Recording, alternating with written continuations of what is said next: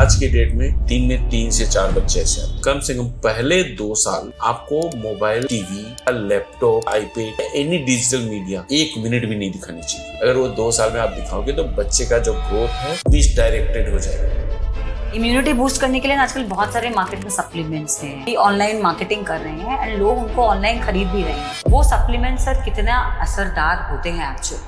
Nutrition में एक pyramid होता है। ट्रायंगल का जो अपर पार्ट है, जो सबसे ब्रॉड पार्ट है, तो फर्स्ट पार्ट है, अगर ये एक मैं ट्रायंगल बनाता हूँ, ट्रायंगल का अपर पार्ट है फाइबर्स, फ्रूट्स एंड वेजिटेबल्स, उसके इमीडिएटली नेक्स्ट आता है आपका प्रोटीन, फिर आता है कार्ब। कार्ब में भी 2 तरह के कार्ब होते हैं, simple carb and complex carb, और लास्ट में आता है फैट। लेकिन होता क्या है उल्टा।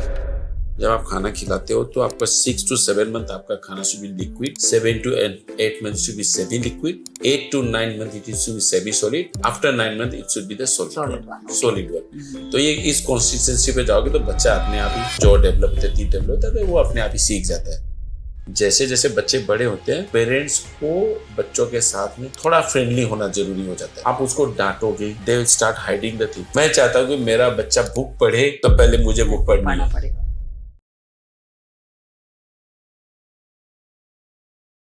नमस्कार, और बाई रुचि में आप सभी का स्वागत है। यहाँ हम स्वास्थ्य संबंधी उन बातों पर बात करते हैं जो हमारे दैनिक कार्यों में अवरोध पैदा करती है, बट फिर भी हम उन्हें साधारण सोचकर उन्हें अनदेखा कर देते हैं। यहाँ हम उन सभी बातों पर बिना झिझक, बिना डरे, बिना रोक टोक बात करते हैं और समझते हैं हम अपने जीवन को उन सारी समस्याओं से कैसे निकाल सके और कैसे बेहतर से बेहतरीन बना सके। आगे बढ़ने से पहले इस चैनल को सब्सक्राइब करना ना भूलें, ताकि हम आपके लिए और बेहतर और इंसाइटफुल पॉडकास्ट बनाते रहें। हमारे आज के एपिसोड के गेस्ट है डॉक्टर रितेश कुमार जैन, जो कि एचओडी है paediatric department, Marwari maternity hospital Guwahati के। Welcome to the show sir. Thank you, thanks for inviting. Sir, हमारा फर्स्ट क्वेश्चन है कि आज के टाइम पे ना पेरेंट्स अपने बच्चों के हेल्थ को लेके बहुत अवेयर हो गए हैं और साथ में कंफ्यूज भी रहते हैं। उनको ये समझ नहीं आता कि क्या करें और क्या नहीं करें। तो आपको क्या लगता है कि हमारे आजकल के जो पेरेंट्स है या जो न्यू पेरेंट्स है, वो सबसे ज्यादा क्या चीज को लेकर कंफ्यूज रहते हैं या क्या मिसअंडरस्टैंड करते हैं? बेसिकली आजकल जब देखो, पहले होती थी जॉइंट फैमिली में there are so many people to guide. आपके ग्रैंड पेरेंट्स होते थे, चाचा होते थे, चाची होती थी, भाई होते थे। अभी क्या होती है, न्यूक्लियर फैमिली का ट्रेंड है। तो न्यूक्लियर फैमिली क्या, मोस्ट ऑफ द पेरेंट्स ये वर्किंग होते हैं, तो source of information is now internet. तो इंटरनेट पे आप देखोगे कि there are various information, some are miss information.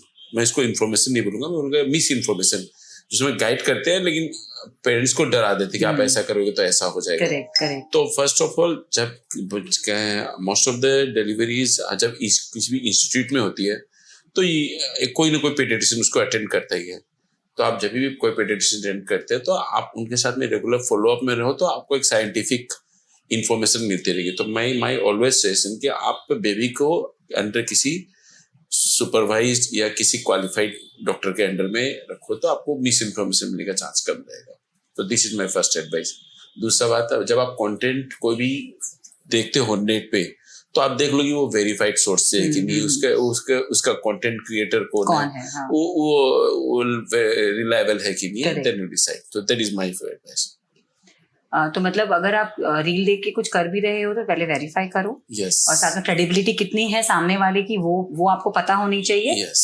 और सबसे इम्पोर्टेंटली कि आप, क्योंकि आपके बच्चे होने के बाद तो आप सबसे पहले पीडियाट्रिशियन जिनको भी आप दिखा रहे हो उनके साथ आप पूरे कांटेक्ट में रहो, ताकि आपको कोई मिसअंडरस्टैंडिंग ना रहे। yes. सर, नए पेरेंट्स को ना बहुत कंफ्यूजन रहते हैं कि कुछ चीजें जो आदि काल से चली आ रही है, मुझे बोलना चाहिए हमारे साथ भी हुई थी जब हम बच्चे थे, मैंने भी किया मेरे बच्चों के साथ, कि वो करना कितने हद तक सही है। जैसे हम बच्चों को टीदर्स दे देते हैं, उनको वॉकर्स पे बिठा देते हैं। आजकल रॉकर्स चले हुए हैं कि बच्चों को रॉकर्स पे बिठा दिया, माँ काम कर रही है तो बच्चा उसमें रॉक कर रहा है। तो ये सर कितना हद तक कर सकते हैं? इट्स अ ग्रीन फ्लैग और अ रेड फ्लैग? देखो, टीथर तो बिल्कुल भी यूज नहीं करना चाहिए। कि मैंने देखा है इन माय फ्रेंड में कि बच्चा कोई चीज को मुंह में डाल रहा है, वही चीज नीचे गिर रही है, वही पेरेंट्स उसको उठा करके वापस दे देते हैं। It is very unhygienic. तो टीथर का जरूरत नहीं है, बच्चा अपने आप ही च्यू करना सीख जाता है। ओनली थिंग, जब आप खाना खिलाते हो तो आपका 6 to 7 मंथ आपका खाना should be liquid, 7 to 8 month should be semi liquid, 8 to 9 month it should be semi solid, after 9 month it should be the solid one. तो ये इस कंसिस्टेंसी पे जाओगे तो बच्चा अपने आप ही अलग अलग कंसिस्टेंसी के साथ में करते हैं, उसके मशहूर जम जो डेवलप होते हैं, टीथ डेवलप होता है, वो अपने आप ही सीख जाता है। और फिर भी आपको देना है तो टीथर की बजाय जो गाजर होती है, कैरोट्स, आप कैरोट्स को धो करके उसको पकड़ा दो, वो चबाएगा गिर गया तो आप उसको वापस धो करके दे दो, बट ऐसे नहीं उसको उठा करके वापस दे दिया। तो that is a natural teether. तो मतलब वो ज्यादा प्रोटीन उसमें न्यूट्रिशन भी चला जाएगा और वो उसको बाइट करने का कोशिश करेगा तो उसका एक चीज तो नहीं, बहुत बार ना पेरेंट्स डर जाते हैं ना कि बच्चा अगर काट लिया और वो चोक कर गया तो। हाँ, तो इसीलिए जब वो टीथर आप दोगे जब उसके दांत नहीं होंगे, टीथर का मतलब है कि दांत आने के बाद दोगे तो दांत ही टूट जाएंगे। जो इरिटेशन होती है बच्चे को जब दांत आने वाली होती है, दांत आने वाले हैं तो वो उसको तोड़ ही नहीं पाएगा, वो उसको तोड़ने का कोशिश करेगा, उसके मसूड़े में इरिटेशन रहती है, he will try to bite it. तो टूटने का कुछ है नहीं, और ना वो चीज टूटेगी ना उसके दांत टूटेंगे। करेक्ट। तो बस खाली आपको च्यूइंग हैबिट डेवलप करानी तो you can give like that, लेकिन otherwise routine teether I never recommend. Sir what about walker and rockers? Walker also I don't recommend. मैंने तो देखा है कि जो बच्चे वॉकर यूज करते हैं वो उल्टा लेट वॉक करते हैं, कि उनको आदत ही पड़ जाती है विद सपोर्ट वॉक करने की। वॉकर का मतलब है कि आप with the help of something you are walking, है कि नहीं? आपको नहीं देना है। आप देखो कि किसी एनिमल को आपने देखा है वॉकर यूज करते हुए? क्या वो खड़ा होता है? नहीं, खड़े नहीं होते, सब करते, सब खड़े होते। This is a natural phenomenon. अगर आप टाइम पर उसको दूध पिला रहे हो, अच्छा न्यूट्रिशन दे रहे हो, तो वो बच्चा अपने आप ही वॉक करेगा। तो वॉकर की जरूरत नहीं है। इनफैक्ट वॉकर भी आप देखोगे कि वॉकर में कई बार होता है कि बच्चों के पांव ही जमीन को टच नहीं कर रहे, हाँ, लटके रहते, हवा में रहते बहुत। तो बच्चा क्या होता है कि वो थोड़ा सा ये टो वॉकिंग करता है, पर जब आप उसका वॉकर से हटा देते हो तो कई बार उसकी हैबिट ही रह जाती है टो वॉकिंग करने की। तो दैट इज वन। नंबर 2 हो गया कि वो कई बार कुछ जो अच्छी कंपनी की बात नहीं कर रहा, कुछ कंपनी होती है, लोकल कंपनी जो होती है, उनमें बैलेंस नहीं होता है, तो बच्चा वॉक करते करते वॉकर के साथ में गिर जाता है। I have seen children having serious injury with the walker. उनको इंजरी हो गई, कट इंजरी हो गई, ब्लीडिंग हो गई, दांत टूट गए। तो I will never recommend walker कि इट इज रोकर जो बिठा करके झुलाना है। तो कई बार क्या होता है कि अपन लोग कोई काम कर रहे हैं कि बच्चे को एक जगह बिठा करके रखना है, उसमें बच्चा कर रहा है, तो आप अच्छी कंपनी का रखे हो तो ठीक है, इट्स ओके, लेकिन वॉकर तो आई नेवर रिकमेंड। तो रॉकर को भी सर कितने घंटे तक? नहीं, आपको उसको जब आप टाइम नहीं दे पा रहे, we are busy with something, तो बस उतनी ही देर। बाकी तो आप बच्चे को जितना आप छोड़ोगे, मैं बोल रहा हूँ जितना बच्चे को जमीन पे छोड़ोगे उतना वो लर्न करेगा। He will touch the object, he will feel it। उससे अच्छा लर्निंग कुछ नहीं होता। आप एक जगह बिठा करके रख दोगे, प्रोसेसिंग होती है ब्रेन में, फिर सारी प्रोसेसिंग ब्रेन में होती है, टच से ही प्रोसेसिंग होती है। आप एक ही जगह बिठा करके छोड़ देंगे तो कहाँ से सीखेगा? सही बात है। आपको उसको छोड़नी है, वो बस आपको जिस समय आप टाइम कुछ नहीं कर पा रहे उस समय आप बिल्कुल। और वॉकर तो देना ही नहीं, क्योंकि वॉकर तो बच्चा इधर भागेगा उधर भागेगा, उल्टा ज्यादा चोट लगने के ज्यादा चांस। सर जैसे कि ना मेरा जब बेटा हुआ था तब डॉक्टर ने मुझे बोला था कि काजल मत लगाओ। तो सर क्योंकि लेकिन हम लोग के तो सबके लगे हुए थे, तो काजल क्यों नहीं लगाना चाहिए सर बच्चों के? आप मुझे पहले घर पे ही वो बादाम से मम्मी लोग तो बनाते हैं ना, घर पे ही बादाम का कालिक निकाल के उसका काजल। ठीक है, इसमें मैं पहले आपको पूछूंगा क्यों लगाना चाहिए। हमने तो बड़ों का सुना इसलिए करा।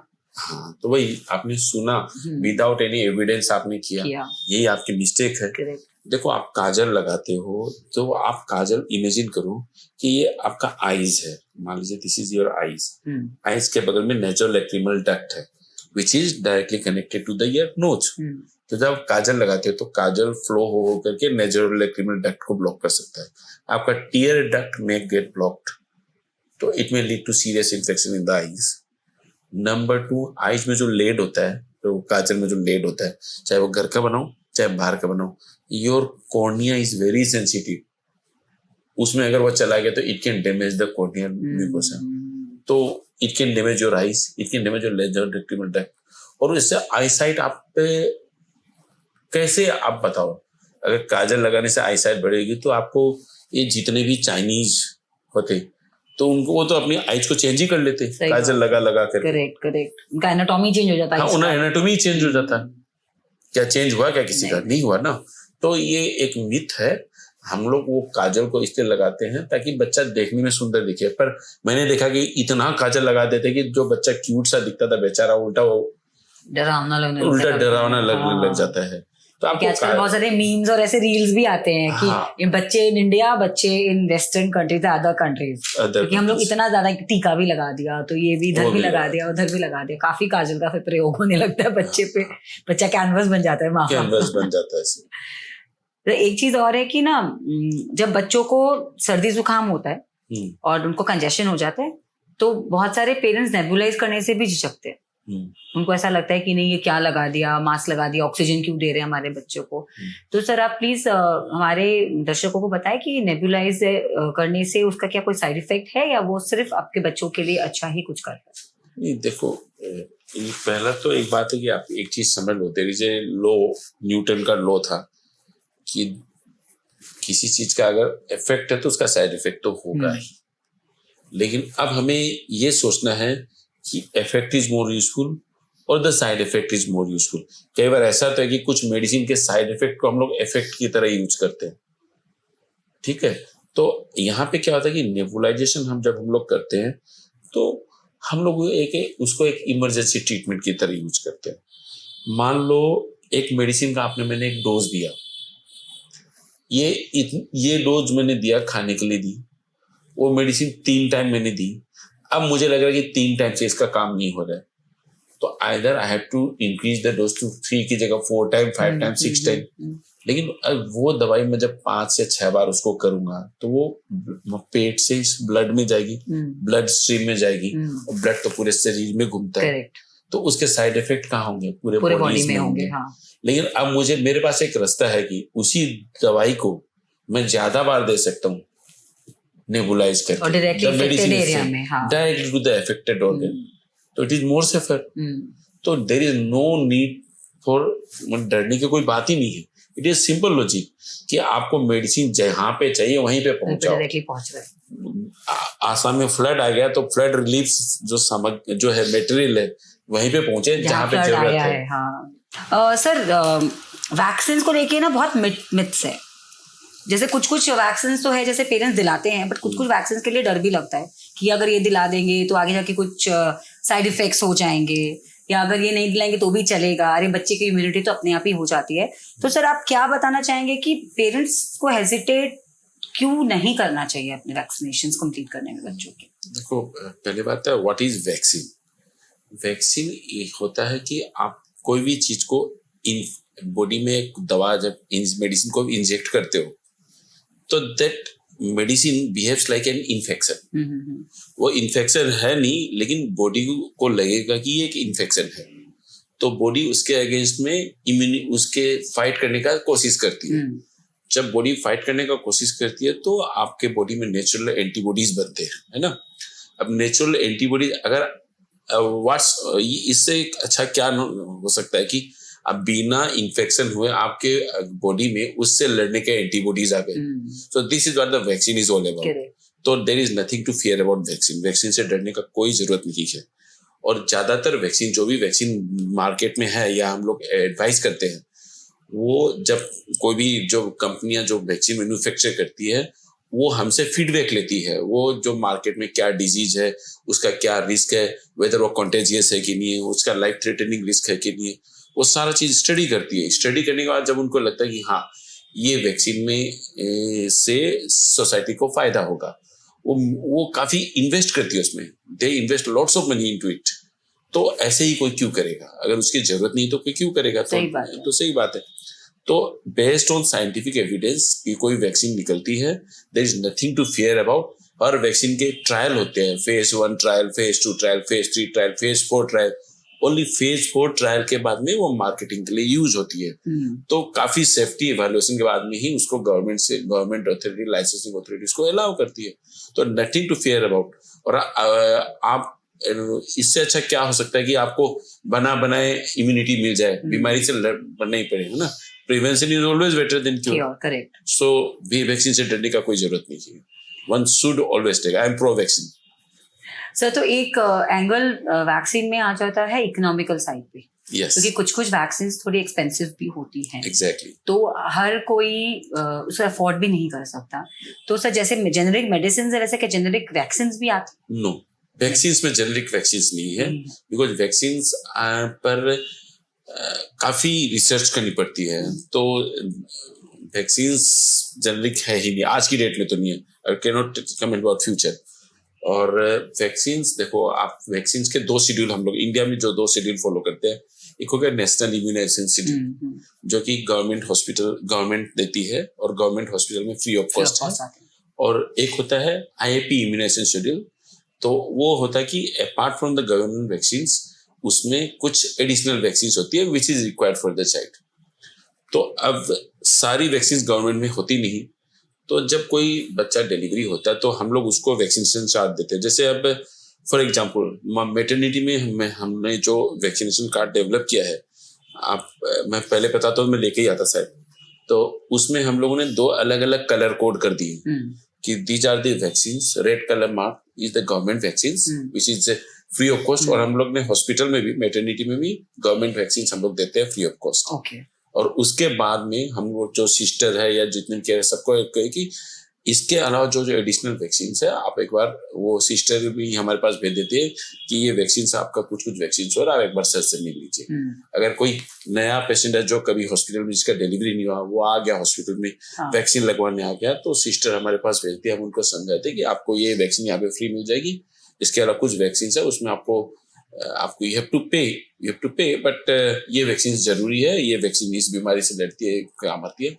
तो हम लोग काउंसलिंग करते हैं, तो उसमें मोस्ट ऑफ द चाइल्ड, मुझे तो लगता ही नहीं कि अगर मैं 10 बच्चे को काउंसलिंग किया तो 90% they get convince and they and up taking the vaccines. मतलब पेरेंट्स को, क्योंकि हमेशा अपने बच्चों को अच्छा ही चाहेंगे ना, अच्छा ही चाहेंगे। और द थिंग इज नॉलेज। आप कोई भी चीज अगर आप नॉलेज बता रहे हो, उनको क्यों लगाना है वो बता रहे हो, तो मान जाते हैं कि हर आदमी। अब आजकल बच्चे कितने होते हैं, एक या दो होते हैं। और I think best investment is investment in health, है कि नहीं? तो आप और कहीं गोल्ड में करो चाहे मत करो, हेल्थ पे जरूर इन्वेस्ट करो। आप हेल्थ इंश्योरेंस कराओ, मेडिक्लेम करवाओ, और वैक्सीनेशन पे जरूर इन्वेस्ट करो। You should invest. क्योंकि सातों सुख में सबसे पहले तो काया का ही बोला गया ना, निरोगी काया सबसे बड़ा सुख होता है। तो पेरेंट्स अपने बच्चों के लिए भी निरोगी काया ही चाहेंगे हमेशा। सर तो एक बेसिक एक ऐसा कौन सा वैक्सीन का है जो कि हर बच्चे को लेना ही चाहिए? कुछ एक आधा अगर आप स्किप भी करते हैं तो बेसिक कौन सा वैक्सीन है जो एकदम जरूरी है, मैंडेटरी? एक तो जो नेशनल इम्यूनाइजेशन शेड्यूल में जो वैक्सीन है वो तो लेनी ही चाहिए। करेक्ट। कि वो नेशनल इम्यूनाइजेशन शेड्यूल में जो वैक्सीन आई है, तो गवर्नमेंट के को सारा फीडबैक लगी, हाँ ये वैक्सीन तो लगानी ही है, और तो वो तो लेनी ही है। उसके बाद में कुछ एक वैक्सीन हम लोग बोलते हैं, अगर आप मुझे पूछोगे क्या क्या वैक्सीन आपको लगवानी है, तो हम लोग बोलते हैं जो कॉन्टाजियस डिजीज की जो वैक्सीन है, जैसे कि चिकन पॉक्स हो गई, जो कि अगर बच्चे को हो गई तो उससे पूरे स्कूल में हो सकता है, फैमिली में हो सकता है, एल्डर्स को हो सकता है, तो उसकी वैक्सीन तो लगानी चाहिए। कि न तो एक तो वो सफर करेगा, बाकी आजू बाजू वालों को भी सफर कराएगा। प्लस चिकन पॉक्स की जो वैक्सीन या जो पॉक्स है, चिकन पॉक्स है, ऐसा नहीं है कि वो सिर्फ पॉक्स ही है, it has its own complication. It may affect nerves for the longer duration. Old age में जाकर के हर्पिस वाला पेन होता है, वो चिकन पॉक्स का एक सिक्वेली है। चिकन पॉक्स कभी ब्रेन में भी हो जाता है, तो इससे एनकेफेलाइटिस वगैरह भी हो सकता है। तो चिकन पॉक्स की vaccine I will highly recommend. उसके अलावा कुछ कॉमन इन्फेक्शन है जो कि इंडिया में है, कि यहाँ पे water borne infections, food borne infections are very common. जैसे टाइफाइड हो गया, उसकी वैक्सीन लगानी ही चाहिए। जॉन्डिस हो गया, उसकी वैक्सीन लगानी ही चाहिए। और फिर हमारा हो गया जैसे MMR वैक्सीन हो गई, गवर्नमेंट सेटअप में MR लगती है, लेकिन MMR हो गई जिसमें mumps, measles, mumps, rubella, mumps. तो मम्स इज आल्सो एक कंटाजियस डिजीज, वो बचपन की सबसे कॉमन डिजीज है, सबको हुआ है। हाँ, तो उसकी वैक्सीन से, तो उसकी वैक्सीन से लगवा लेनी चाहिए। That is not very expensive also. तो और फिर आसाम में रहने वालों के लिए Japanese encephalitis it is must है, क्योंकि यहाँ पे हर मॉनसून सीजन में encephalitis is a very common phenomenon.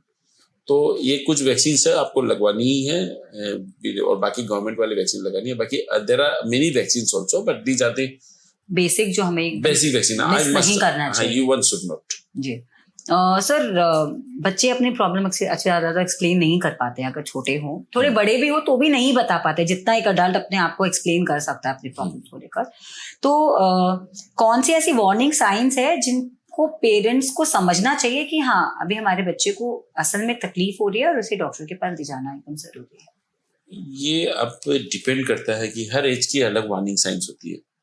जैसे अब न्यूबॉर्न है, एक बच्चा जब न्यूबॉर्न होता है तो हम लोगों ने अपने डिस्चार्ज, हम लोग हॉस्पिटल में जब डिस्चार्ज फॉर्मेट करते हैं तो हम लोग उनमें ये पूरा फॉर्मेट बना करके देते हैं कि these are the warning signs. हम लोग पेरेंट्स को भी बोलते हैं कि आप ये डिस्चार्ज पढ़ लेना, इसमें वार्निंग साइंस लिखा हुआ है, ऐसा कुछ भी हो तो you have to attend the hospital immediately. That is one thing.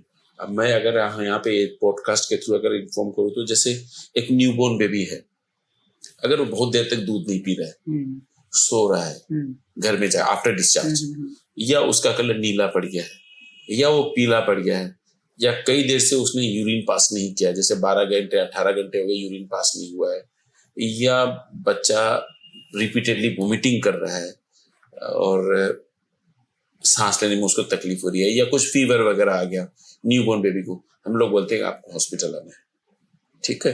या कुछ एबनॉर्मल मूवमेंट हो रहा है, जर्की मूवमेंट, जैसे सीजर हो गया, कन्वल्सन हो गया, तो न्यूबॉर्न बेबी में these are the warning signs हम लोग बोल के भेजते हैं और डिस्चार्ज में लिखा रहता है।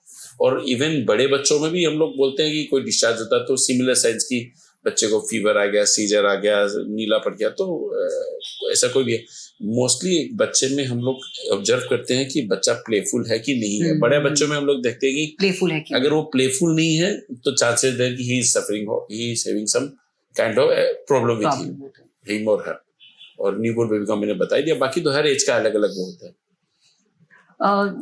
सर जैसे कि ना बहुत बार ऐसा होता है कि थोड़े बच्चे बड़े होते हैं, जैसे कुछ महीनों के, जैसे आपने न्यूबॉर्न का बता दिया, हाँ। तो बहुत बच्चों को ऐसा होता है थोड़े बड़े होने के बाद 6 महीना 7 महीने के बाद ब्रीदिंग इश्यूज भी हो जाती हैं, थोड़ा सा ना स्लीप पैटर्न्स चेंज हो जाते हैं, तो वो सब भी सर एक वैसे रेड फ्लैग है?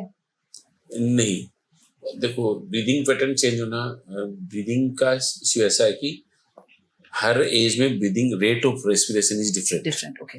जैसे अगर मैं 0 to 2 मंथ तक बोलूं तो 0 to 2 मंथ तक if the rate of respiration is more than 60, तब हम लोग the child is breathing fast.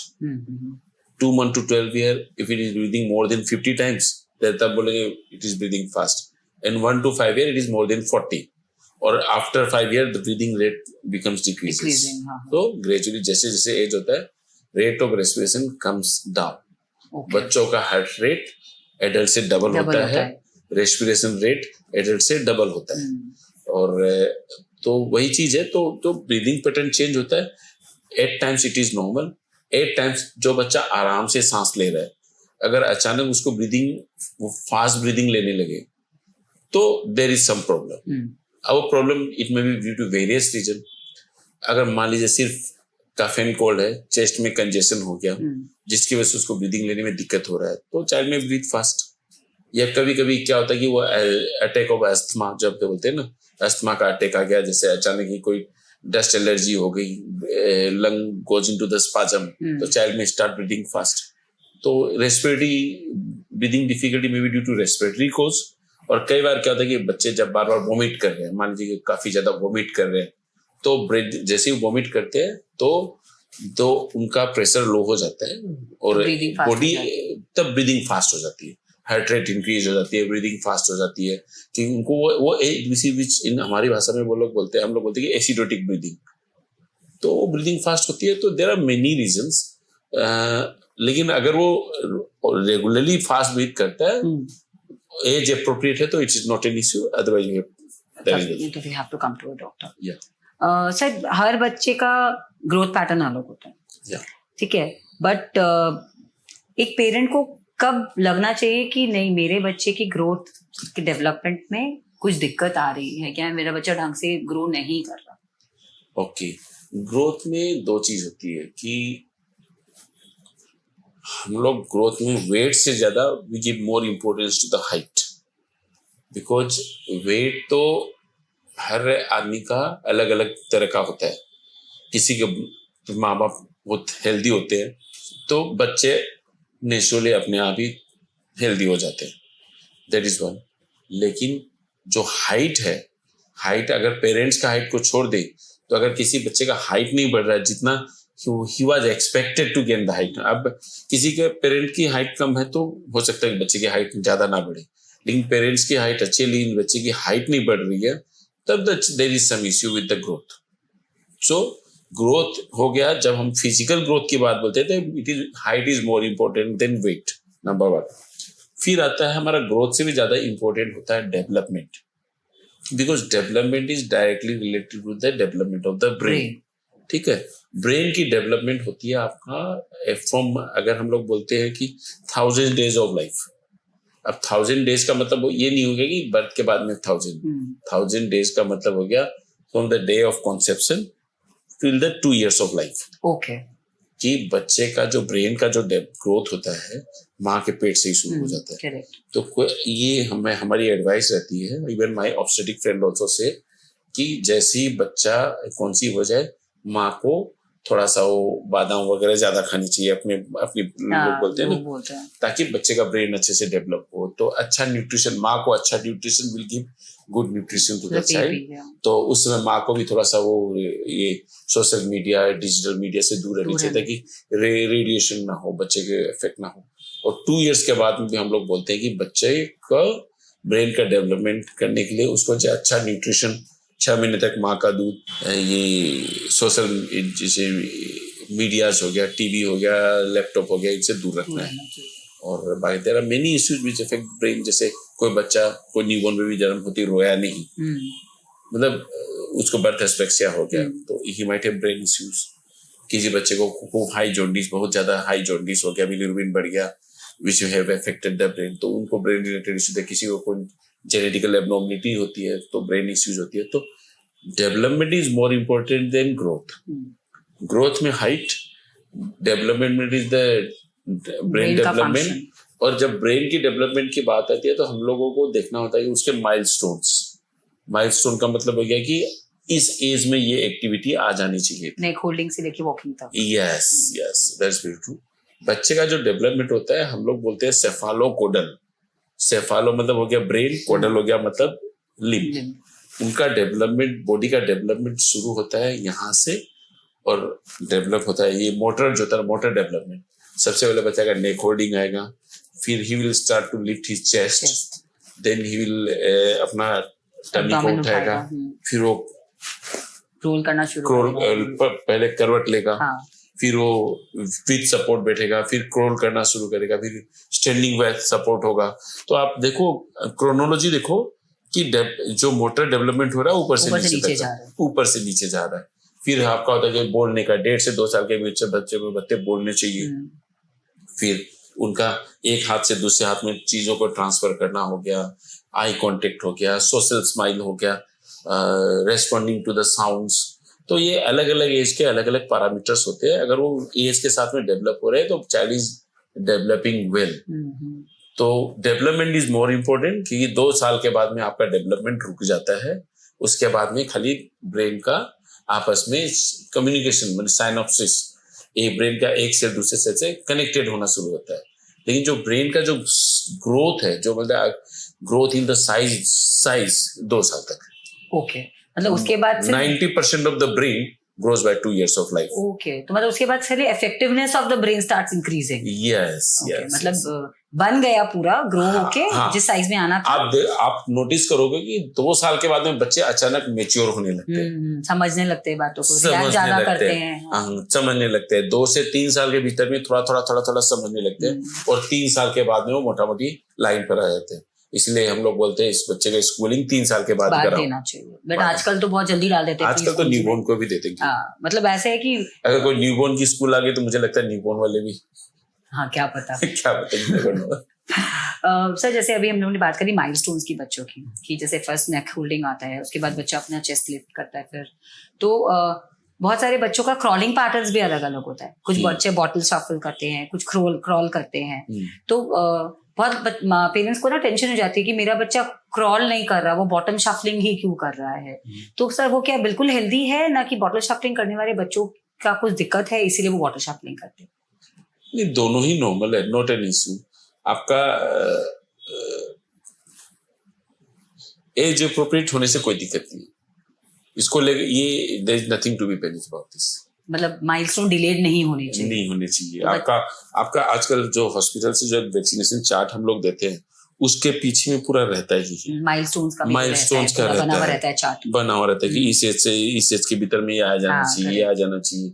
आपको उस एज से अगर लेट हो रहा है तो these are red flag signs, आपको कंसल्ट करना है। सर बहुत सारे बच्चों में आजकल एब्नॉर्मलिटीज होती हैं, स्पेशल चिल्ड्रन जो होते हैं तो उनके तो माइलस्टोन जनरली डिलेड ही होते हैं। हाँ, तो उनके माइलस्टोन्स को पेरेंट्स कैसे अटेन कर सकते हैं? आपको रेड फ्लैग साइन को रिकॉग्नाइज करना है और अकॉर्डिंगली आपको क्वालिफाइड पेडियाट्रिशियन उनका जो भी है उनसे कंसल्ट करना है। तो उनका जो भी इश्यू है, मान लीजिए कि the issue is motor issues, मतलब मस्कुलर इश्यूज, तब आपको फिजियोथेरेपी करना है। अगर आपका स्पीच इश्यू है तो आपको स्पीच थेरापिस्ट के पास जाना है। अगर उसको उठने बैठने में दिक्कत हो रही है तो आपको ऑक्यूपेशनल थेरापिस्ट से जाना है। तो there are therapist for different purpose. आपको खाली रेड फ्लैग साइन को आइडेंटिफाई करना है, टाइमली इंटरवेन करना है। तो आपने बोला थेरेपिस्ट हैं, बट हमारी सोसाइटी में एक बच्चे को किसी थेरेपिस्ट के पास ले जाना भी बहुत बड़ा टैबू है। हर कोई एक्सेप्ट नहीं कर पाता कि मेरे बच्चे का डिलेड हो गया है माइलस्टोन, क्योंकि अब जैसे बोला कि एक या दो ही बच्चे होते हैं तो एक्सपेक्टेशंस बहुत हाई होते हैं। एक तो पेरेंट्स ये एक्सेप्ट ही नहीं कर पाते कि मेरे बच्चे में ये प्रॉब्लम कैसे आ गई। तो आप वैसे पेरेंट्स को सर आप क्या बोलना चाहेंगे? देखो, आप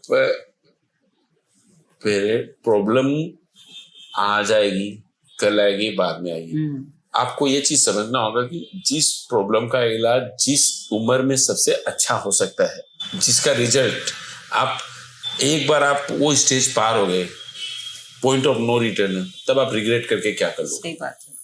तो हम लोग अपने पेरेंट्स को जो भी मेरे पास आता है उनको ऐसे समझाता हूँ, देखो आपको पैनिक होकर के कोई फायदा नहीं है।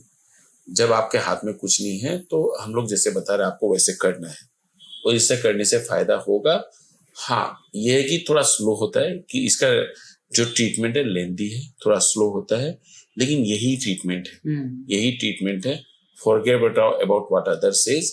अगर आप इसको सोच के करते रहोगे तो बाद में आप कुछ कर नहीं पाओगे और फिर आप छुपा भी नहीं पाओगे कि जो चीज सबको दिखेगी। करेक्ट। तो उससे अच्छा ठीक है, पता चले तो चले, लेकिन आपको टाइम पे ट्रीटमेंट करना है तो करना है। राइट। तो मतलब उसको सबसे पहले तो एक्सेप्ट करो हाँ, कि हमारे बच्चे में एक्चुअली में प्रॉब्लम है, लेकिन हमें उसे ओवरकम करवाना है और उसके साथ देंगे तो ही होगा। हाँ, साथ देना है, पैनिक होके फायदा नहीं है। और देयर आर सेंटर्स और ठीक है होते हैं। मैंने तो देखा है कि अर्ली इंटरवेंशन, जितने भी पेरेंट्स ने बात सुन करके अर्ली इंटरवेंशन किया, the result is very good. Right, very good. वो आकर के बहुत बोलते हैं सर आपने टाइम पर हमें बता दिया। और उसमें से कई हैं जो कि बोले सर आप तो बोले थे, हम लोगों ने थोड़ा नेग्लेक्ट कर दिया, तो उनका रिजल्ट फिर सामने रहता है। तो बच्चे की बहुत सारी चीजों में फिर डिफरेंस आ जाता है। हाँ। आप इमेजिन करो कि आपने टाइम पर ट्रीटमेंट नहीं किया और वो बच्चा 10 साल तक डिपेंडेंट है। Imagine the situation of parents. अब पेरेंट्स के लिए तो फिर और ज्यादा मुश्किल हो जाता है ना, और बहुत मुश्किल होता है क्योंकि आपकी शरीर भी डिटोरेट हो रहा है, आपकी भी एज हो रही है, फिर आप आगे सकते नहीं हो, बच्चा फिर आपको लायबिलिटी लगने लगता है। एग्जैक्टली। सर आजकल सारे बच्चों को मोबाइल्स का स्क्रीन या फिर टीवी की देखा जाए तो हमारे पेरेंट्स की ही गलती है। ये पता नहीं बीच में एक ट्रेंड एक चलन सा ही हो गया कि अरे बच्चा खाना नहीं खा रहा है। पहले तो डब्बा बजा के खिलाते थे हमारे टाइम में मम्मी लोग हमें, लेकिन आजकल हम यूट्यूब पकड़ा देते हैं, बेटा राइम सुन लो, बेटा टीवी देख लो, या फिर टीवी लगा देते हैं कि बेटा तुम टीवी देख लो, और बच्चों को हम फीड करते जाते हैं, या फिर बच्चे को चुपचाप बिठाना होता है तो हम मोबाइल पकड़ा देते हैं। तो ये हर हाउस होल्ड में हो रहा है, हर हाउस होल्ड में, बी इट कोई भी स्टेटस का हो वो पर्सन। तो सर सबसे ज्यादा फिजिकल और मेंटल हेल्थ कितना इफेक्ट करता है एक्सेसिव स्क्रीन टाइम बच्चों के? बहुत ज्यादा। बहुत ज्यादा। आप बिलीव नहीं करोगे, मेरा तो 20 इयर्स का एक्सपीरियंस है। तो मैंने लास्ट खासकर पोस्ट कोविड के बाद से मैंने इतने बिहेवियरल इश्यूज, मेंटल इश्यूज वाले बच्चे देखे हैं। पहले हम देखते थे diarrhoea and pneumonia, respiratory, these are the 2 types of patient जो हमारे ओपीडीज के रेगुलर थे। हम लोगों को मेंटल हेल्थ वाले इश्यू को हफ्ते में को 1 या 2 मिलता था। आज के डेट में आपको विश्वास नहीं करोगे, दिन में 3 से 4 बच्चे ऐसे आते हैं, विच इज वेरी हाई। जो हमें महीने में 3 से 4 मिलते थे, अब दिन में 3 से 4। बहुत बड़ा अलार्म है ये तो। Yes, it is a alarm. और ज्यादातर मैंने बोला था ये आजकल एक तो न्यूक्लियर फैमिली का ट्रेंड आ गया है, तो उसके कारण थोड़ा फर्क पड़ रहा है। दूसरा होता है कि पेरेंट्स वर्किंग हो गए। आजकल लाइफ इतना डिफिकल्ट है कि आपको अपना लायबिलिटीज पूरा करने के लिए सिर्फ एक आदमी काम करके फैमिली नहीं चला पाता है, साथ में दोनों पेरेंट्स को काम करना पड़ता है। तो आप पीछे में या तो किसी केयरटेकर को देके जाओगे, अगर पेरेंट्स भी है तो एजिंग पेरेंट्स हैं तो वो भी इतना बच्चे के पीछे भाग नहीं पाते। तो सबको इजी लगता है कि मोबाइल दिखा दो बच्चा हो जाएगा, लेकिन उसके कारण बहुत हैम्पर हो रहा है। तो अब मैं तो एक ही चीज समझाना चाहता हूँ वाया दिस पॉडकास्ट कि बच्चा अपना है, बच्चों के पीछे भागना तो आपको ही पड़ेगा। करेक्ट, ठीक है। तो आपको कम से कम पहले 2 साल आपको मोबाइल या टीवी या लैपटॉप या आईपैड या एनी डिजिटल मीडिया 1 मिनट भी नहीं दिखानी चाहिए। एकदम दूर रखो, मतलब 1 मिनट भी। क्योंकि मैंने आपको थोड़े देर पहले आपको बताया था कि 2 साल बच्चे का ग्रोथ का मेन पीरियड है। अगर वो 2 साल में आप दिखाओगे तो बच्चे का जो ग्रोथ है मिसडायरेक्टेड हो जाएगा। एक बार मिसडायरेक्टेड हो गया, आपने एक घर बनाया, आपने एक भी जगह उल्टा पुल्टा कर दिया तो फिर अब घर तो दोबारा बन जाएगा, ब्रेन दोबारा नहीं बनेगा। नींव अगर गलत डल गई तो घर कभी भी ढह भी सकता है ना, नींव भी सही रखना पड़ेगा। सही बात है। तो वो चीज है। तो 2 साल तक तो आपको दिखाना ही नहीं है।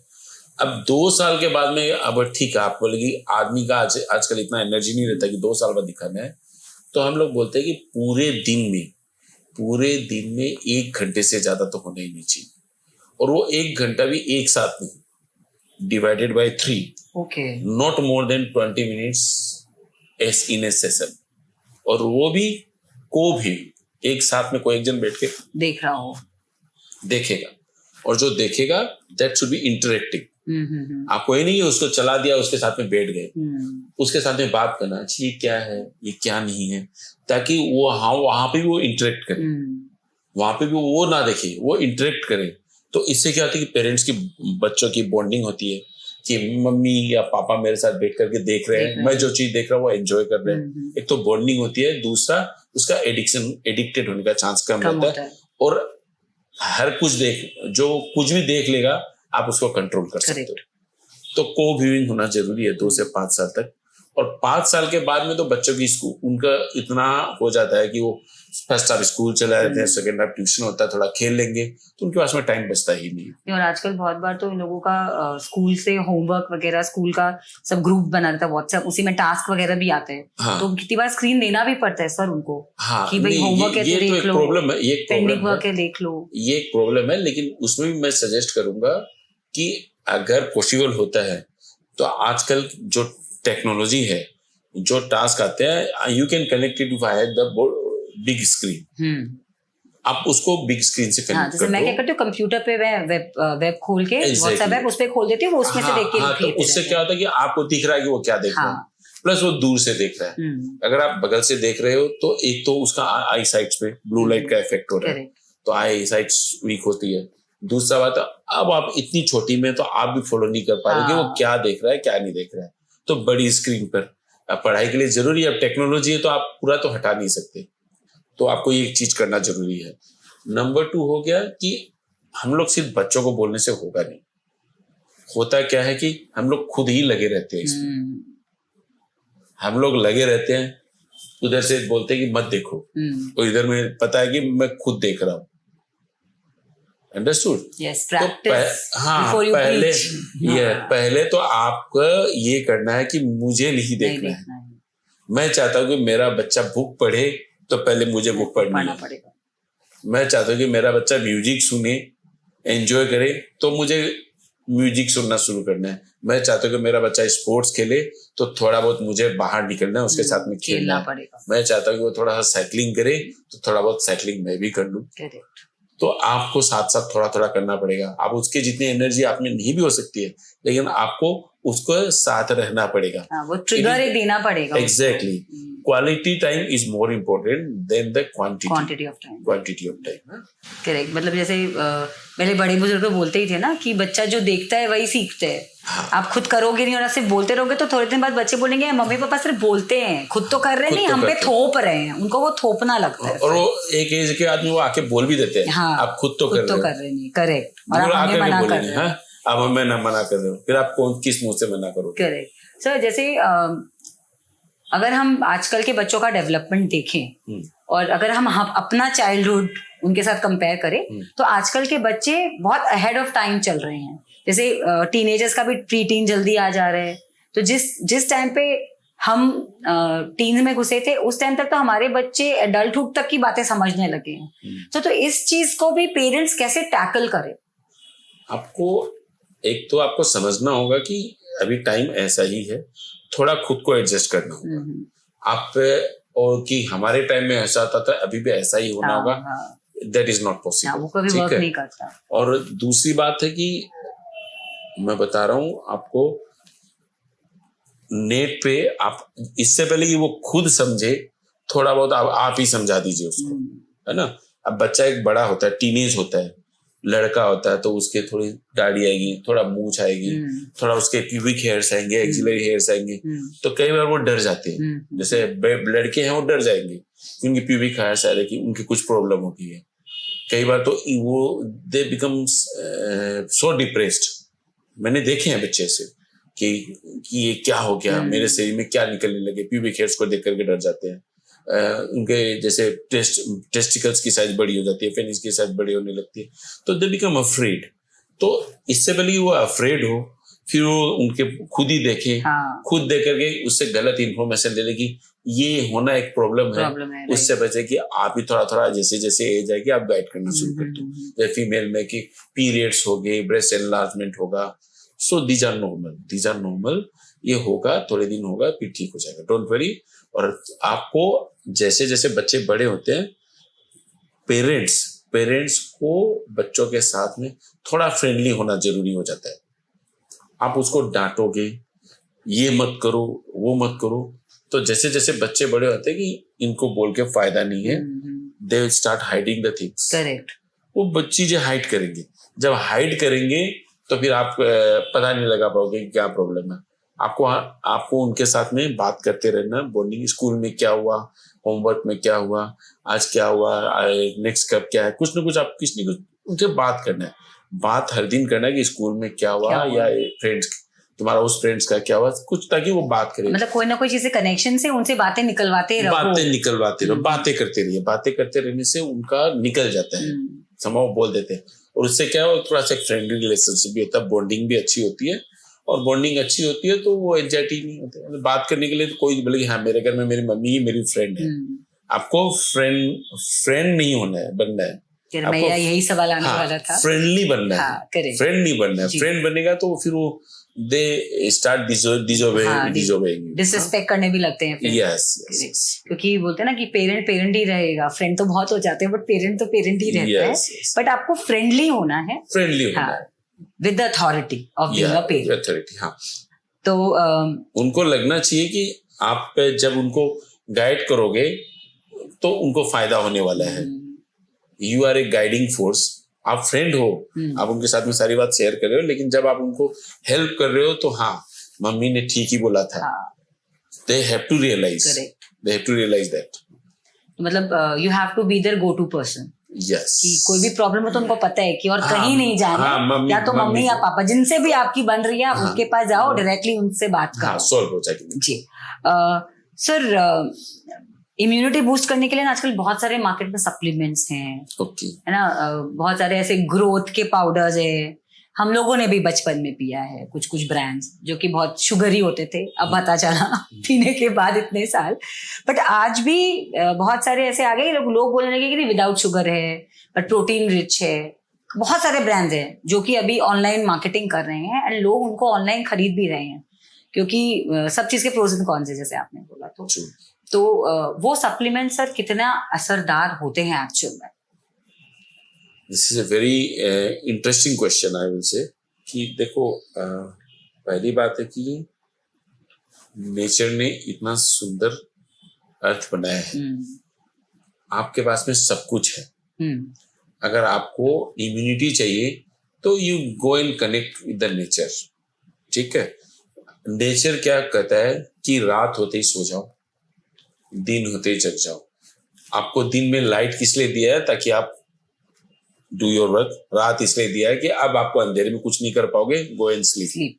ये तो ऊपर का बनाया हुआ सिस्टम ही है, ठीक है। अब हम लोगों के पास लाइट आ गई है, मोबाइल आ गया, तो हम लोग लेट नाइट करते हैं, फिर सुबह उठते नहीं है। अदरवाइज अगर आप नेचर को फॉलो करोगे कि आप टाइम पर सोओगे, टाइम पे उठोगे, उठ करके आप एक्सरसाइज करोगे, फिर टाइम से खाओगे, ठीक से पानी पियोगे, अच्छी नींद लोगे, तो इम्यूनिटी, आधी इम्यूनिटी तो उसी से आ जाती है, ठीक है। आप बोल रहे इम्यूनिटी बूस्टर का एक routine discipline life is the best immunity. Number 2, nutrition. अब न्यूट्रिशन में मैं हमेशा बताता हूँ, अपने स्टूडेंट्स को भी बताता हूँ कि न्यूट्रिशन में एक पिरामिड होता है। पिरामिड जैसे ट्रायंगल है, समझ लो। ट्रायंगल का जो अपर पार्ट है, जो सबसे ब्रॉड पार्ट है, तो फर्स्ट पार्ट है, उसमें हम लोग जब न्यूट्रिशन की बात है तो हम लोग बोलते हैं उसमें फाइबर सबसे इंपॉर्टेंट चीज अगर कुछ होती है तो फाइबर, फ्रूट्स एंड वेजिटेबल्स, ठीक है। नंबर 2 इमीडिएटली नेक्स्ट, जो कि बहुत क्लोज है फाइबर के साथ में, प्रोटीन, ठीक है। तो अगर ये एक मैं ट्रायंगल बनाता हूँ, ट्रायंगल का अपर पार्ट है फाइबर्स यानी फ्रूट्स एंड वेजिटेबल्स, उसके इमीडिएटली नेक्स्ट आता है आपका प्रोटीन, फिर आता है कार्ब। अब कार्ब में भी 2 तरह के कार्ब होते हैं, simple carb and complex carb. तो जो आपके कॉम्प्लेक्स कार्ब है, they are better than the simple carb, okay, ठीक है। और लास्ट में आता है फैट। लेकिन होता क्या है, उल्टा। खाने में बोले रोटी में घी लगाओ, नहीं तो बच्चा मोटा कैसे होगा, है कि नहीं। तो कार्ब ऊपर आ गया, रोटी तो खाना ही है, चावल तो खाना ही है, और ऊपर में घी और देना है। पिरामिड क्या हो गया, उल्टा हो गया। वहां तक फिर भी ठीक है, खाना खाने के बाद में मीठा, स्वीट्स, मीठा खाना ही है। तो आपने जो भी खाना खाकर इतना मेहनत से खाना खाया, फिर अचानक आपने एक मीठा खाया, मीठा खाते ही आपका वो जो खाना, इतना जो मेहनत से आपने हेल्दी फूड खाया, मीठे ने उसको कर दिया बर्बाद। कि जैसे ही आप शुगर खाते हो, शुगर खाते क्या आपका अचानक स्पाइक होता है, शुगर स्पाइक होता है। जैसे शुगर स्पाइक होता है तो आपका सबसे पहले हार्मोन्स आते हैं कि इस शुगर को यूज करो, और उसके बाद में बाकी जो हार्मोन्स है, एनाबॉलिक हार्मोन्स है, जो कि बाकी पार्ट्स को डाइजेस्ट करेंगे, दे गोज डाउन। तो डाइजेशन बिकम्स एक्चुअली स्लोअर। हमेशा खाना स्लो डाइजेस्ट होना चाहिए ताकि उस खाने से आपको कांस्टेंट एनर्जी मिलती रहे, धीरे धीरे शुगर मिलती रहे, धीरे धीरे आपको खाना रहता है कि आपका पेट भरा हुआ रहे, आपको खाने की क्रेविंग ना हो, 3-4 घंटे 5 घंटे आप आराम से निकाल सको जो आपने एक मील लिया है उसके बाद में आपको। लेकिन जैसे हम लोग मीठा खा लेते हैं वो बर्बाद हो जाता है। तो यही है कि आपको गुड इम्यूनिटी के लिए अच्छी नींद, बहुत सारा पानी, फाइबर फूड, एक्सरसाइज, ये मेन इम्यूनिटी के लिए है। उसके बाद में अगर किसी के पास में सोर्स नहीं है कि मान लिया आपको नेचुरल फूड अवेलेबल नहीं है, प्रोटीन नहीं मिल रहा है, आपकी डाइट में इतना नहीं है प्रोटीन, तो आप अच्छे ब्रांड के प्रोटीन सप्लीमेंट यूज कर सकते हो आप। लेकिन बच्चों आपको को भी दे सकते हैं प्रोटीन सप्लीमेंट? हाँ, एज अप्रोप्रिएट अच्छे हैं। बच्चों में उनकी प्रोटीन रिक्वायरमेंट कितनी है, डाइट से कितनी पूरी हो रही है, जो डेफिशिएंट है आप अच्छे ब्रांड के प्रोटीन यूज करो, कोई दिक्कत नहीं। तो हम लोग प्रोटीन में आपको देखना है कि जो सप्लीमेंट आपको प्रिस्क्राइब किया गया है उसमें प्रोटीन कितना है, कार्ब्स कितना है, शुगर कितनी है, accordingly it has to be decided कि अपने को शुगर तो नहीं चाहिए, कार्ब्स तो नहीं चाहिए, मेन प्रोटीन, कि we are mainly deficient in our protein diet. तो जैसे कि आजकल वे प्रोटीन्स भी मार्केट में बहुत आ रही है, तो वे प्रोटीन बच्चों को देना चाहिए या सिर्फ नॉर्मल कोई भी ऐसे protein supplement? There is whey ratio, whey और कैसीन का एक रेशियो होता है 2:1। अगर 2 पार्ट वे है तो 1 पार्ट कैसीन होना चाहिए। तो उस रेशियो में जो भी सप्लीमेंट है we can use it, but बशर्ते कि अगर शुगर उसमें ना हो, जितना कम हो। हाँ, शुगर तो होना ही नहीं चाहिए, लेकिन अगर है तो भी एकदम जैसे जितना हो सके मिनिमम टू मिनिमम। सर लेकिन बहुत बार होता है ना कि बच्चों की ग्रोइंग एज है तो बच्चों को बहुत फ्रीक्वेंटली भूख भी लगती है। तो आजकल के पेरेंट्स लोगों ने कैसे अपने आप ही हम लोगों ने मील का जैसे वो बना लिया है कि अभी इतने देर में ये दे रहे हैं, फिर ये दे रहे हैं, एक बार में फ्रूट दे दिया, फिर सैलड दे दिया, फिर खाना दे दिया, और ये शाम का जो एक स्नैकिंग का बड़ा चला हुआ है। तो जैसे मेरे बच्चे भी मुझे आके बहुत कंप्लेन करते हैं कि मम्मा मेरी तो फ्रेंड की मम्मी तो उसको शाम को ये फ्राइड बना के दे रही है, तो उसके यहाँ तो बर्गर बनता है, आप तो कुछ भी नहीं बनाती हो। तो ये वजह से ये जो शाम का स्नैकिंग और टिफिन में जो हम लोग ये फास्ट फूड्स बच्चों को देते हैं सर, तो इसको क्या चीज से रिप्लेस करना चाहिए ताकि बच्चों में ज्यादा अच्छी ग्रोथ और हम लोग को डेवलपमेंट दिखे? देखो, आप हमेशा ब्रेकफास्ट होता है that should be the most nutritious, वो न्यूट्रिशियस होना चाहिए। उसके बाद में लंच भी न्यूट्रिशियस होना चाहिए, डिनर शुड बी लाइट, ये हो गया बेसिक फंडा। इन बिटवीन स्नैक्स करना है तो that should be healthy snacking. अब हेल्दी स्नैकिंग में जैसे मान लीजिए शाम को भूख लगे तो you can give them nuts, you can give them paneer का चिल्ला, जैसे एग्जाम्पल दे रहा हूँ, पनीर का चिल्ला हो गया, या आप कुछ अपने ओट्स का चिल्ला बना दिया, लाइक दैट। जो हेल्दी इंग्रेडिएंट से बनने वाले कुछ डिशेज आप बना करके दे सकते हो, नॉट द बर्गर तो हो गया रिफाइंड फ्लावर, तो वो तो आपको देना ही नहीं चाहिए। वो तो न तो ब्रेकफास्ट में देना चाहिए, न देना चाहिए, ठीक है। अगर किसी बच्चे का क्रेविंग होता है खाना है तो आप उनको बता दीजिए, हम लोग हफ्ते या 2 हफ्ते के बीच में एक बार हम लोग करेंगे, वो हम लोग का एक दिन हम लोग को करेंगे, लेकिन ज्यादातर टाइम तो हम लोगों को अपने बॉडी को पहले देखना है, टंग को बाद में देखना है। मतलब वो चीट मील की तरह हम लोग बच्चों को ये ट्रीट दे सकते हैं कभी कभी। हाँ, चलो आपको हम लोग इतने दिन में एक बार हम आपको खिला देंगे बाहर का जो भी आपको खाना है, बाकी दिन आप सब हेल्दी खाना ही खाओ, और अकॉर्डिंगली मतलब इसे सारे फाइबर और आपने जैसे बताया अभी प्रोटीन, कार्ब्स और फैट का रेशियो को समझ के ही आप अपने बच्चे के लिए मील प्रिपेयर करें। शाम को आप कोई स्मूदी बना करके दे सकते हो, आप शेक बना करके दे सकते हो, है कि नहीं? तो दैट्स हाउ आपको देना है। अगर उनको क्रेविंग हो रही है तो that should be healthy work, एक हेल्दी वर्जन का खाना दो। आपको ये रूटीन में आना ही नहीं है। आपको जो चीट मील है कभी कभार खिलाएंगे, चलो ठीक है, बच्चे खाएंगे, बच्चे क्या बड़े भी खाते। नहीं, थोड़ा पीयर प्रेशर भी हो जाता है ना सर, कि बहुत बार ना बहुत ऐसे होते हैं, जैसे मैं स्पेसिफिकली अपने बच्चों को क्या है ना, घर का बना हुआ जैसे रोटी सब्जी या फिर कभी सूजी का चिल्ला या वैसा कुछ ही देना प्रेफर करती हूँ। बट बच्चे आते तो बाकी बच्चों के टिफिन में होते, कभी कोई मैगी लेकर आ रहा है, कभी किसी के यहाँ भी, क्योंकि वे भी उनके पेरेंट्स वर्किंग है, मैं एक फुल टाइम मतलब मैं घर पे रहती हूँ, मैं हाउस वाइफ काइंड ऑफ मेरा सेटअप है। तो वो हमेशा आके बोलते हैं कि मम्मा आपका टिफिन हमेशा बोरिंग होता है। ये लाइन होता है क्योंकि घर का खाना तो यहाँ पे भी वही खा रहे हैं, आप टिफिन में भी वही दे रहे हो। मेरी फ्रेंड तो आज चिप्स लेकर आई थी, आज उसके यहाँ पे तो वो ये लेकर आया था, उसके मम्मी ने तो आज उसको कुकीज डाल के दी थी। तो ये वाला चीज भी सर आप प्लीज हमारे दर्शकों को बताएं कि हम इनडायरेक्टली अपने बच्चों को हेल्थ परोस रहे हैं या अनहेल्दी बना रहे हैं। हाँ, ये तो एक्चुअली ये कल्चर बन गया है। हेल्दी तो कुछ भी नहीं है इसमें।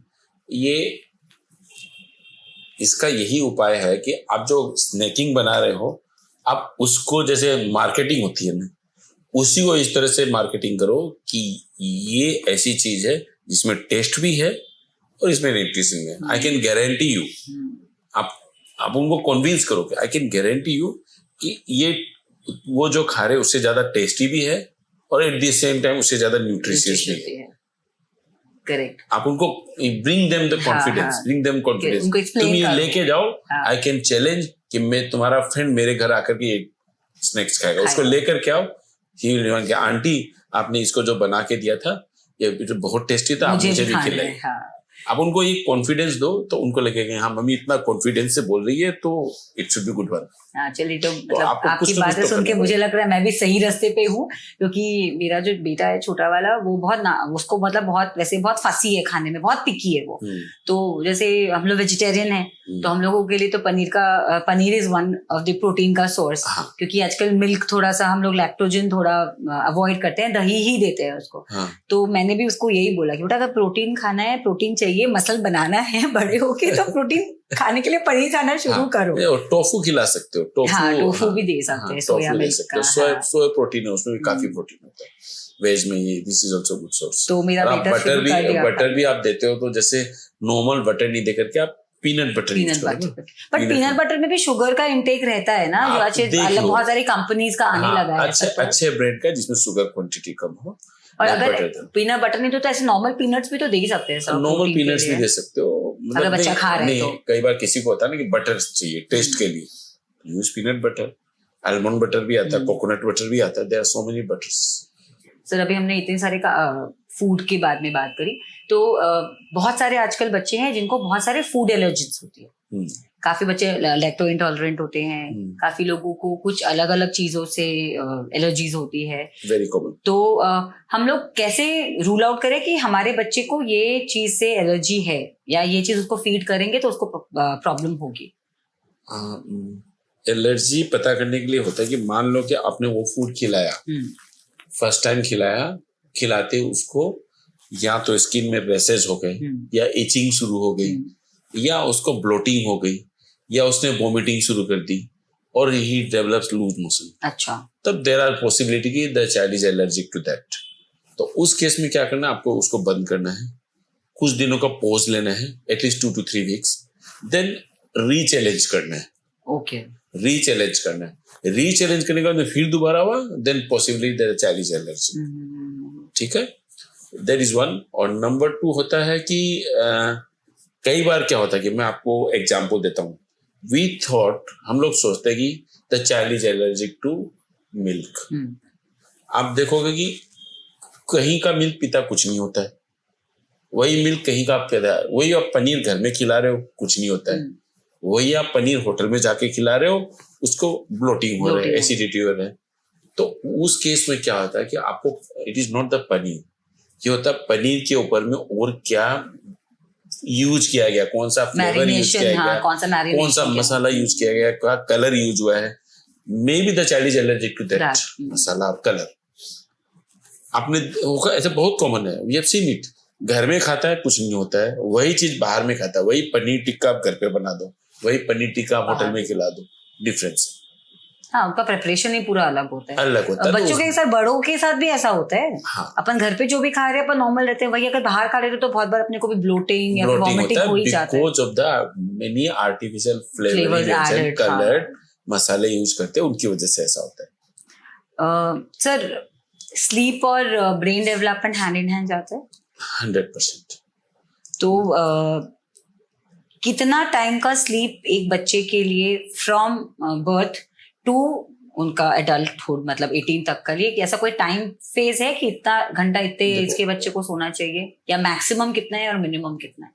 मिनिमम तो मतलब आपका on an average 7 to 8 hours sleep हर आदमी को सोनी चाहिए। हर आदमी का अगर 7 से 8 घंटा अगर सोता है कॉन्टिन्यूस साउंड स्लीप, उससे दैट इज मैंने रिकमेंडेड। आपको 1/3 of your day should be take rest, क्योंकि ब्रेन भी एक मशीन है, तो मशीन को आप जितना रेस्ट दोगे दूसरे दिन मशीन उतना अच्छे से काम करेगी, एफिशिएंटली काम करेगी, उतना एफिशिएंटली काम करेगी। तो नींद तो जरूरी है, ठीक है। अब किसी का, हर आदमी का इंडिविजुअल कैपेसिटी होता है, कुछ आदमी 5 से 6 घंटे सोने से भी उनके ब्रेन को काफी रेस्ट मिल जाता है, तो देन इट इज ओके। लेकिन ऑन एन एवरेज 7 से 8 घंटा सोना ही चाहिए। और अच्छी physical activity always brings good sleep. तो इसीलिए आपका फिजिकल एक्टिविटी जरूरी है। आप देखोगे कि एक आदमी दिन भर लैपटॉप में पड़ा है, या कोई बच्चा दिन भर स्क्रीन पे है, उसकी नींद अच्छी हो ही नहीं सकती, बिकॉज उसका उस देखते देखते नींद भाग गई, दिमाग ब्रेन से नींद भाग गई, और शरीर थका नहीं, न बॉडी थकी और न दिमाग थक गया, लेकिन दिमाग को इतना स्टिमुलेट भी हो गया साइड बाय साइड कि दिमाग को शांत होने में टाइम लग रहा है, न दिमाग शांत हो पा रहा है और बॉडी भी थकी नहीं, तो उनकी नींद डिस्टर्ब होती है और उनको बाद में इश्यूज। तो मतलब बड़ों के साथ साथ बच्चों का भी स्लीप हाइजीन पूरा मेंटेन करना चाहिए। एग्जैक्टली। आपको सोने से 2 घंटे पहले स्क्रीन तो हटा ही दीजिए। अगर आपको सुलाना है तो जो बुक्स पढ़िए, बुक से जितनी अच्छी नींद किसी चीज से नहीं आती। सही है। हाँ, और आप लाइट म्यूजिक, अगर आपको लगता है कि थोड़ा म्यूजिक सुनना है, गाने सुनने से थोड़ा सा, वो भी वैसे म्यूजिक नहीं, वो हनी सिंह टाइप के नहीं, स्लो, मतलब slow soothing music. Honey Singh देख रहा होगा तो नॉट तो मतलब सूदिंग म्यूजिक होनी चाहिए, उससे भी काफी अच्छी नींद आती है। और that's it. Sir, new parents commonly unknowingly क्या मिस्टेक्स करते हैं पेरेंटिंग में? मेनी, बहुत सारे करते हैं, और मैं तो देख रहा हूँ कि बर्थ से लेकर कुछ मिस्टेक करते हैं। न्यू बॉर्न बेबी में हमें पता नहीं चलता है, आकर के ग्रैंड पेरेंट्स आते कुछ पिला देते हैं, जन्म गुट्टी, तो दैट इज ए मिस्टेक। उसके कारण कई बच्चों को इन्फेक्शन हो जाता है, एनआईसीयू में हमें ट्रीटमेंट करना पड़ता है। उसके बाद में घर में जाकर के अपना जो बोलते हैं जापा, तो जाकर के वो दैया आती है, मालिश, पता नहीं है, मालिश करते करते करते मतलब मालिश के बहाने बच्चों को निचोड़ा जाता है, फिर दैट इज अनदर मिस्टेक, है ना। मैंने ऐसे भी केसेस देखे, मालिश करते करते बच्चे की बोन्स फ्रैक्चर हो गए, they have come for the treatment, they have come for the treatment. मेरा अगर वो व्यूअर सुन रहा होगा तो उसको पता होगा कि सर इज टेलिंग राइट। तो ऐसे छोटी छोटी बहुत सारी मिस्टेक है, जैसे कान में तेल डालना, नाक में तेल डालना, ये यूरिन का रास्ता खुलता नहीं है तो वहां पे तेल डाल करके खोलना। There are many mistakes. अब I cannot point one to one, there are many mistake. Most common mistake है कि आजकल ये डिजिटल मीडिया वाले, ये सबसे कॉमन मिस्टेक मैं देख रहा हूँ कि टीवी दिखा करके, मोबाइल दिखा करके खाना खिलाना, और उनको बहुत कम एज में डिजिटल मीडिया का एक्सेस देना। This is the most common mistake I am seeing. और बाकी तो चलो ठीक है, आजकल तो नेट पर इंफॉर्मेशन है तो पेरेंट्स समझ ही जाते हैं आजकल। सर 6 मंथ्स के बाद सब बच्चों की वीनिंग चालू हो जाती है, तो जो आजकल जो डब्बा बंद फूड आता है, जो रेडी टू ईट फूड, जो इंस्टेंट है, तो बहुत सारे पेरेंट्स हैं कि बस वो घोल दिया कि बहुत न्यूट्रिएंट जाता है क्योंकि एड्स भी आते हैं, तो ये एक्चुअली में बच्चे के लिए नीडेड है कि सिर्फ एक एडवर्टाइजमेंट गिमिक ही है? इसमें बहुत सारी चीजें हैं। देखो, गिमिक तो नहीं बोलूंगा मैं, क्योंकि वो भी साइंटिफिक तरीके से बनाया हुआ है। जो कंपनियां बनाती हैं, खासकर रेप्यूटेड कंपनियां, वो पूरा स्टडी करती है कि बच्चों का ये रिक्वायरमेंट है, बनाती है। लेकिन मोस्ट ऑफ द टाइम क्या होता है कि ये जितने भी फूड प्रोडक्ट होते हैं, दे आर वेरी एक्सपेंसिव। उसमें इंस्ट्रक्शन जो दिया हुआ था कि इतने पानी में इतना घोलना होता है, तो नोबडी फॉलोज दैट। लोग इतना सारा पानी, 1 चम्मच, बेसिकली उसको पानी खिला रहे होते हैं। पानी खाने से पेट तो भर जाता है लेकिन न्यूट्रिशन नहीं मिलता है। मैंने देखा बहुत सारे पेरेंट्स को कि वो खिलाते हैं। और दूसरा होता है हाइजेनिक। आपने डब्बा खोला है, क्योंकि ये सब तो प्रिजर्वेटिव कंटेनिंग फूड है, तो आप एक बार खोलोगे तो जैसे जैसे वो खुला रहेगा, उसके प्रिजर्वेटिव रिएक्ट करेंगे, एयर के साथ रिएक्ट करेंगे, धीरे धीरे वो खाना खराब होने लगता है। अगर उसको ढंग से आपने सील नहीं रखा, मॉइस्चर घुस गया, तो वो खाना खराब होता है। फिर वो खाना खिलाते हो तो इन्फेक्शन हो जाता है, फिर बोले कि खाने की वजह से इन्फेक्शन हो गया। It is not always right, लेकिन nothing is superior to natural food, fresh food. आप कोई भी खाना तुरंत बना के खिला रहे हो, उसमें जो न्यूट्रिशन मिलेगा, एक पैक फूड में वो न्यूट्रिशन कभी नहीं मिलेगा। लेकिन जहां पॉसिबल नहीं होता है वहां पे आप खिला सकते हो। That the instruction has to be followed very strictly. आपको अंडर गाइडेंस, अंडर सुपरविजन तरीके से बनाना है। और नहीं दो तो सबसे अच्छा है, देना पड़े तो सोच समझ करके दो, और हाइजीन मेंटेन करके। हाइजीन, अच्छा पानी होना चाहिए, अच्छे बर्तन होना चाहिए, साफ सुथरा तरीके से हाथ धो करके बनाओ, और उसके बाद में उसको इमीडिएटली बंद करो, एयर मॉइस्चर पैक रखो, इंस्ट्रक्शन को फॉलो करो, देन इट इज ओके। क्योंकि वो बच्चा अभी भी, उसकी इम्यूनिटी ग्रो हो ही रही है, तो बहुत फ्रेजाइल रहता है, बहुत जल्दी से उसको कोई भी बीमारी, कोई भी इन्फेक्शन जल्दी पकड़ सकती है। सर, आजकल मॉडर्न पेरेंटिंग में बच्चों पे प्रेशर भी बहुत डाल देते पेरेंट्स, क्योंकि उनको परफॉर्मेंस का प्रेशर रहता है बच्चों पे कि मेरा बच्चा कैसा करेगा, कैसा नहीं। उनको ऐसा लगता है कि बहुत ओवर प्रोटेक्टिव भी हो जाते हैं एट टाइम्स अपने बच्चों को लेके, कि क्योंकि आजकल 1 या 2 ही होते हैं, साथ में न्यूक्लियर सेटअप है, तो वो बच्चे ही उनके आगे पीछे उनकी पूरी दुनिया होती है। तो सर, आप हमारे उन ऐसे पेरेंट्स को क्या सलाह देनी चाहेंगे कि कितना बच्चों पे परफॉर्मेंस प्रेशर डालना चाहिए और कितना ओवर प्रोटेक्टिव होना चाहिए? तो प्रेशर तो डालना ही नहीं है आपको। एक ये चीज समझानी है कि आपको जो काम कर रहे हो, you have to enjoy that. अगर वो पढ़ रहा है तो उसको पढ़ाई को परफॉर्मेंस की तरह ना ले, एक एंजॉयमेंट की तरह ले। अगर कोई पेरेंट्स अपने बच्चों को पढ़ाते हैं तो आपको वैसे ही पढ़ाना है कि ताकि उसको उस पढ़ाई में इंटरेस्ट आए। ठीक है, ये नहीं कि आप ये लिखो, ऐसे करो, वैसे करो, एकदम इतना मार्क्स, ये कैसे लिखोगे तो इतना मार्क्स मिलेगा। आपको वैसे तो पढ़ाना ही नहीं है, आपको चीज को इंटरेस्टिंग तरीके से बनाना है। उसके बाद में तो जो भी रिजल्ट आए उसको we have to appreciate that. Very good, very good. हम लोग अभी आज इस सक्सेस को सेलिब्रेट करेंगे और नेक्स्ट टाइम इससे अच्छा रिजल्ट आएगा तो हम लोग डबल सेलिब्रेट करेंगे। सेलिब्रेट तो हम लोग करेंगे ही करेंगे। तो ये मैसेज ऐसे ही जाएगा इसका, और तो प्रेशर अपने आप कम हो जाएगा बस। और जो ओवर प्रोटेक्टिव हो जाते हैं हम लोग अपने बच्चों को लेकर, ओवर प्रोटेक्टिव हो, आपको ओवर प्रोटेक्टिव होने से बच्चा फिर खुलता नहीं है। आपको बच्चे को छोड़ना ही पड़ेगा।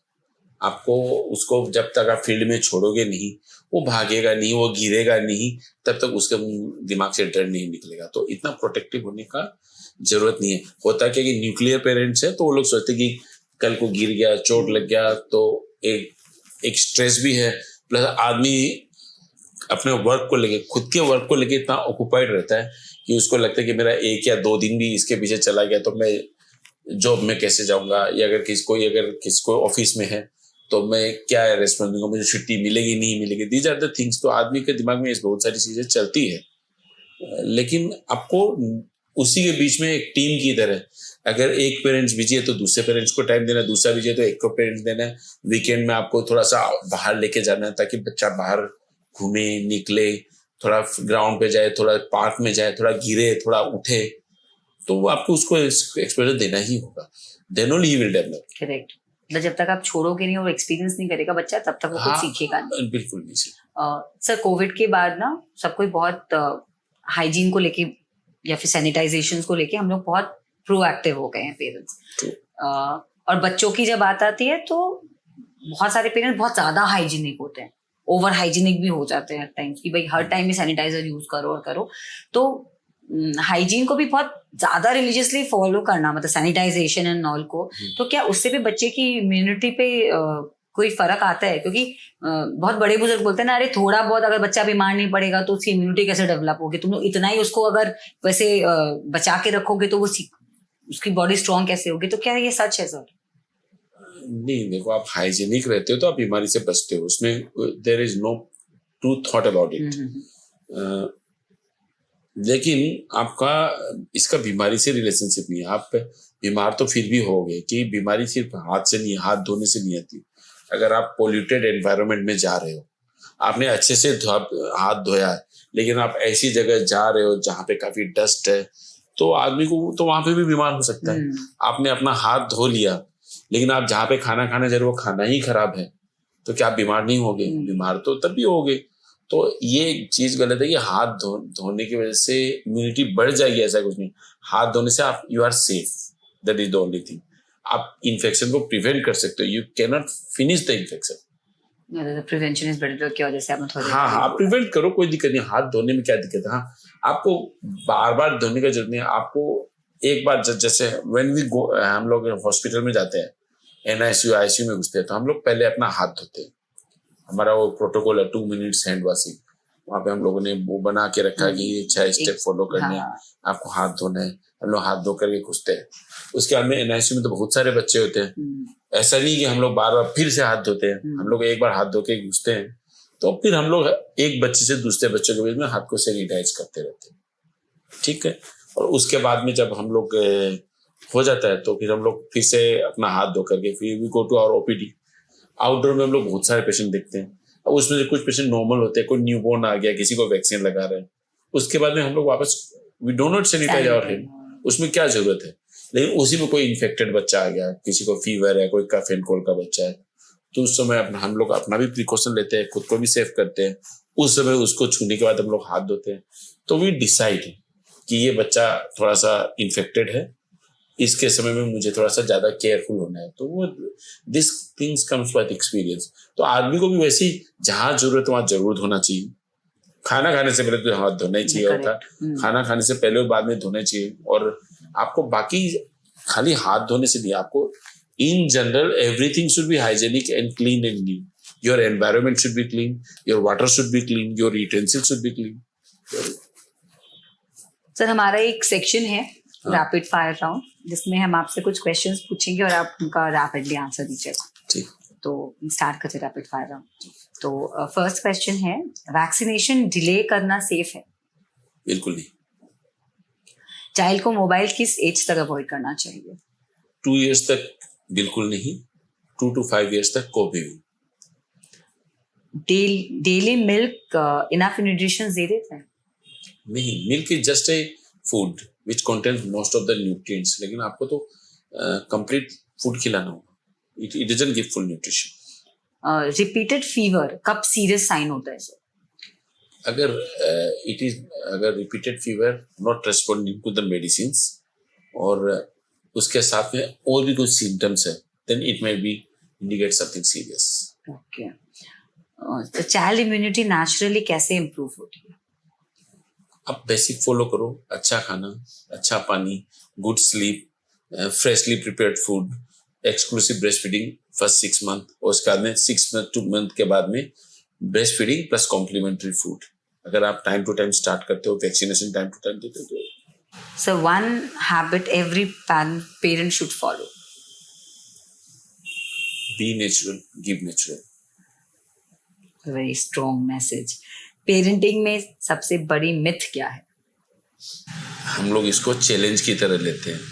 It is not a challenge. It is a journey. We have to enjoy it. Very true, sir. और हर एक बच्चा अलग होता है, तो हर सबकी पेरेंटिंग भी अलग होगी। Exactly. ये भी एक बहुत स्ट्रॉन्ग मैसेज है सर, जो मैं आपके थ्रू देना चाहूंगी, क्योंकि बहुत जने से बोलते हैं ना, हमने अपने बच्चे को ऐसे पाला, तो भाई वो बच्चे की कैरेक्टरिस्टिक अलग थी। अगर जैसे मेरे अब 3 बच्चे, तो मेरे तीनों के कैरेक्टर्स अलग है, तो मैं एक का दूसरे पे अगर थोपू तो फिर वो काम ही नहीं होता है sir. Each child is unique. No two individuals are same. Correct. So आपको हर बच्चे को अलग है, आपको सबकी जर्नी को एंजॉय करना है और अकॉर्डिंगली डिसीजन लेना है। सर अब हमारे दर्शकों को आप क्या बोलना चाहेंगे? एक ऐसा मैसेज जो वो अपने साथ ले जाए इस पॉडकास्ट के बाद और फॉलो करे उसको। द ओनली मैसेज कि जो बच्चों की जो जर्नी होती है, लाइफ की जर्नी होती है, ये बहुत ही एक इंटरेस्टिंग जर्नी है। हम लोग के बच्चों को, एक न्यूबॉर्न बेबी को देखते हैं, उसी बच्चे को जब 2 या 3 महीने बाद देखते हैं तो he is different, he is a different individual all together. तो वो हर बच्चा काफी बहुत जल्दी उनमें चेंज हो जाते हैं। तो हमें उस जर्नी को सेलिब्रेट करना है, एंजॉय करना है, और you see the life is very enjoyable. Enjoy the childhood of your child with you. तो पेरेंटिंग परफेक्ट होना ज़रूरी नहीं, पेरेंटिंग में अवेयर होना ज़रूरी है। अगर आपको ये एपिसोड अच्छा लगा तो अपने किसी भी न्यू पेरेंट को ज़रूर शेयर करिएगा, और उन पेरेंट्स को भी जो थोड़ा सा पेरेंटिंग को बहुत ज़्यादा सीरियसली लेते हैं, उन्हें भी ज़रूर शेयर करिएगा। This is Ruchi from Aura by Ruchi. मिलते हैं नेक्स्ट एपिसोड में। Thank you so much sir for the insightful session. I hope हमारे दर्शक आप बहुत सारे टेक अवे लेके जाएं और पेरेंटिंग के लिए और आसान हो जाए। Thanks for inviting.